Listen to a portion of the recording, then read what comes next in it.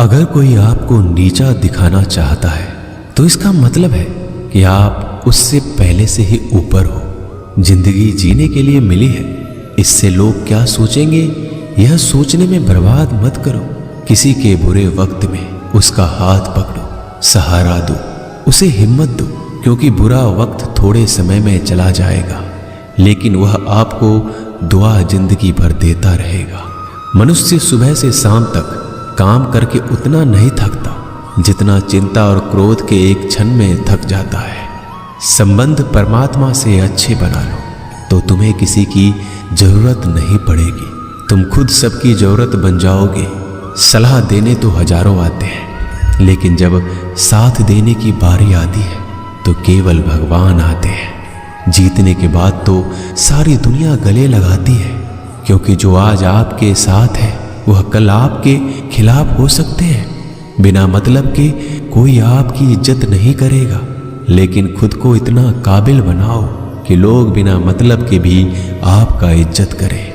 भगवान कहते हैं सोने से पहले तुम सबको माफ कर दिया करो और तुम्हारे जागने से पहले मैं तुम्हें माफ कर दूंगा। भगवान ऑक्सीजन की तरह है जिन्हें आप देख नहीं सकते, लेकिन उसके बिना आप रह भी नहीं सकते। कोई और तुम्हारी मदद नहीं कर सकता, अपनी मदद स्वयं करो।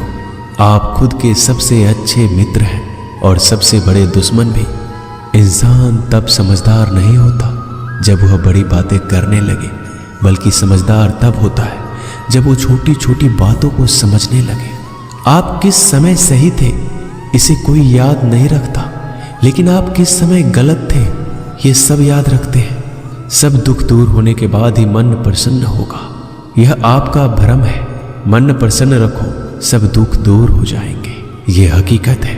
किसी भी व्यक्ति की कोई भी बात बुरी लगे तो दो तरह से सोचो। यदि व्यक्ति महत्वपूर्ण है तो भूल जाओ, और बात महत्वपूर्ण है तो व्यक्ति को भूल जाओ। रिश्तों का संबंध सिर्फ रक्त से नहीं होता। जो मुसीबत में हाथ थाम ले उससे बड़ा कोई रिश्ता नहीं होता। भगवान कहते हैं तुम सब कुछ मुझे सौंप दो, सारा दर्द परेशानी, और बिल्कुल हल्के होकर मुझे याद करो। धीरे धीरे तुम्हारा जीवन बदल जाएगा।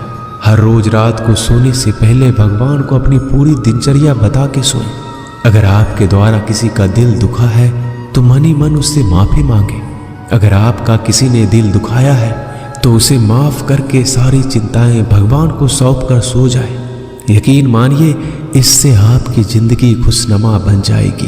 क्रोध बोला हुआ एक शब्द इतना जहरीला हो सकता है कि आपकी हजार प्यारी बातों को एक मिनट में नष्ट कर सकता है। सबको हंसाना लेकिन किसी पर भी हंसना मत। सबके दुख बांटना लेकिन किसी को दुखी मत करना। सबकी राह में दीप जलाना लेकिन किसी का दिल जलाना मत। यही जीवन की रीत है।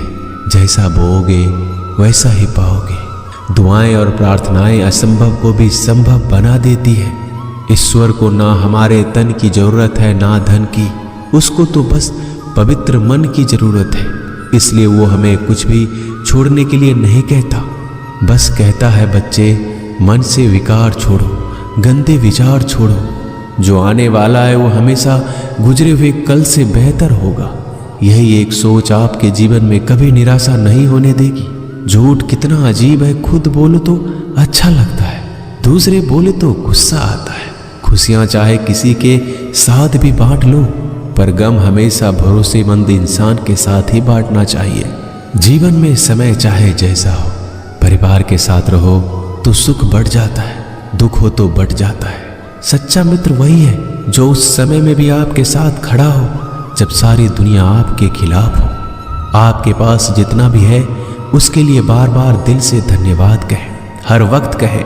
यकीन मानिए जितना भी है वो जल्दी कई गुना हो जाएगा।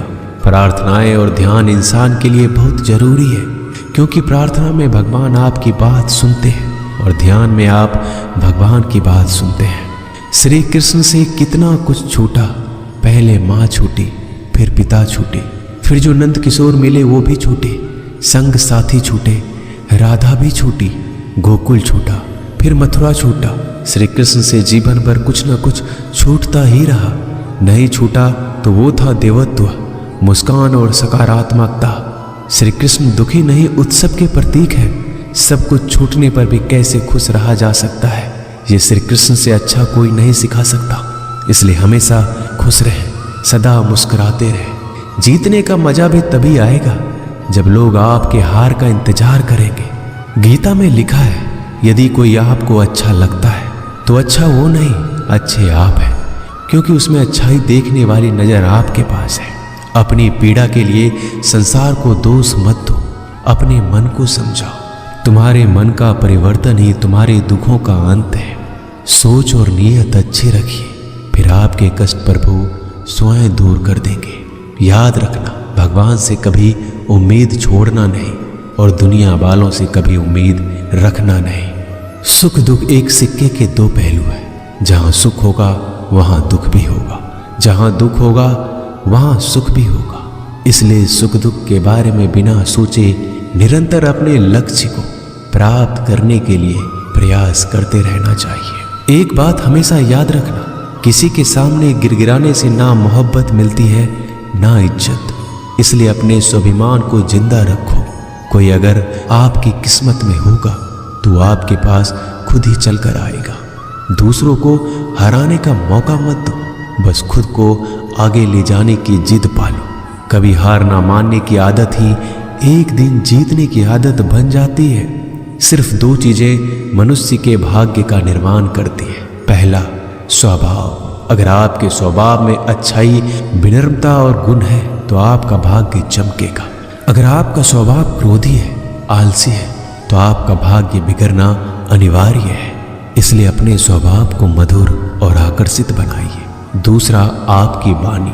बोलना तो आदमी 2.5 साल की उम्र में ही सीख जाता है, परंतु कब, कहाँ और कैसे बोलना है उसे यह जिंदगी भर भी नहीं समझ पाता। जिसे ये बोलना आ गया कि कब, कहाँ और कितना बोलना चाहिए, समझ लो उसे सफल होने के लिए कोई नहीं रोक सकता। पिता से बड़ा कोई सलाहकार नहीं, माँ की छाँव से बड़ी कोई दुनिया नहीं, भाई से अच्छा कोई भागीदार नहीं और बहन से बड़ा कोई शुभ चिंतक नहीं। इस मतलबी दुनिया से कोई मतलब ना रखो, और मतलब रखना है तो अपने मतलब से मतलब रखो। दुआएं मांगने से किसका भला होता है, मिलता तो वही है जो हमने बोया होता है। तुम नीचे गिर के देखो, कोई नहीं आएगा उठाने। तुम जड़ा उड़कर तो देखो, सब आएंगे गिराने। एक बात हमेशा याद रखना, अगर शराब की दुकान पर बैठकर दूध पियोगे तो तुम्हें शराबी का ही दर्जा मिलेगा, और किसी मंदिर में बैठ के पानी भी पियोगे तो तुम्हें एक संत का दर्जा दिया जाएगा। इसलिए आप किसके साथ उठते बैठते हो ये बहुत मायने रखता है।